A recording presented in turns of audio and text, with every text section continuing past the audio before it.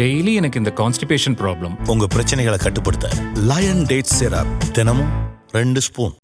ஈரோடு கிழக்கு தொகுதி இடைத்தேர்தலில் திமுக வேட்பாளர் சந்திரகுமார் 91,558 வாக்குகள் வித்தியாசத்தில் வெற்றி பெற்றுள்ளார். நாம் தமிழர் கட்சியின் வேட்பாளர் சீதாலட்சுமி டெபாசிட் இழந்துள்ளார்.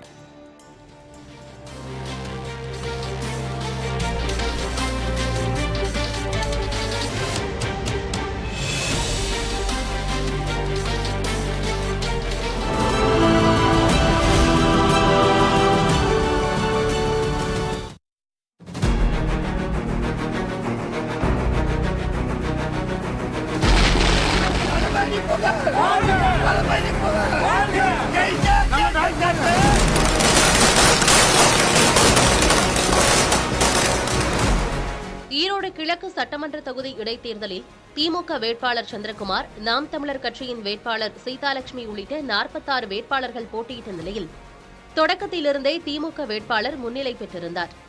வாக்கு எண்ணிக்கை முடிவடைந்த நிலையில் திமுக வேட்பாளர் சந்திரகுமார் 1,15,709 வாக்குகள் பெற்று வெற்றி பெற்றார். நாம் தமிழர் கட்சியின் வேட்பாளர் சீதாலட்சுமியை விட அவர் 91,558 வாக்குகள் அதிகம் பெற்று வெற்றியை தன்வசப்படுத்தியுள்ளார்.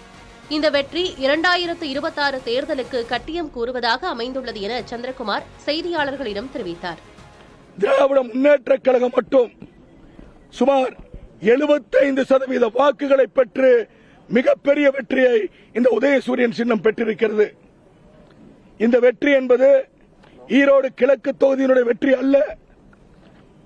தொடர்ந்து நாங்கள் தேர்தல் பிரச்சாரத்திலே நானும் சரி, எங்களுடைய மாண்புமிகு அமைச்சர் அண்ணன் முத்துசாமி அண்ணன் அவர்களும் சரி, எங்களுடைய மரியாதைக்குரிய தலைவர் அண்ணன் தளபதி அவர்களும் சரி, இளந்தலைவர் உதயநிதி அவர்களும் சரி, ஒவ்வொரு இடத்திலும் இந்த கிழக்கு தொகுதியை பற்றி பேசுகின்ற பொழுதெல்லாம் சொல்வார்கள், இந்த கிழக்கு தொகுதிக்கான தேர்தல் அல்ல, 2026 தேர்தலுக்கு கட்டியம் கூறுகின்ற சான்று கூறுகின்ற தேர்தல் என்று சொல்வார்கள்.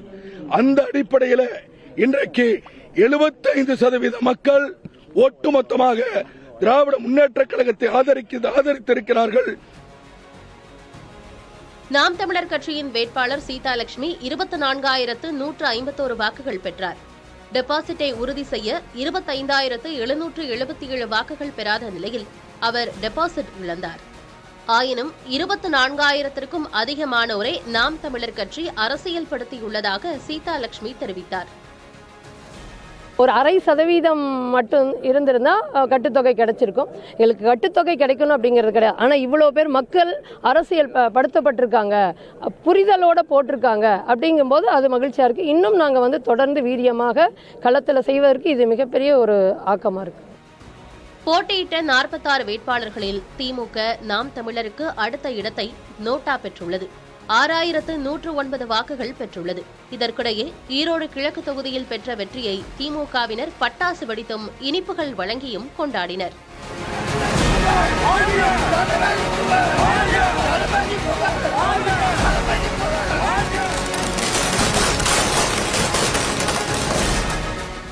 புதிய தலைமுறைக்காக ஒளிப்பதிவாளர் முகமது யாசினுடன் செய்தியாளர் மணிகண்டன். டெய்லி எனக்கு இந்த கான்ஸ்டிபேஷன் ப்ராப்ளம். உங்க பிரச்சனைகளை கட்டுப்படுத்த லயன் டேட் சிரப் தினமும் 2 ஸ்பூன்.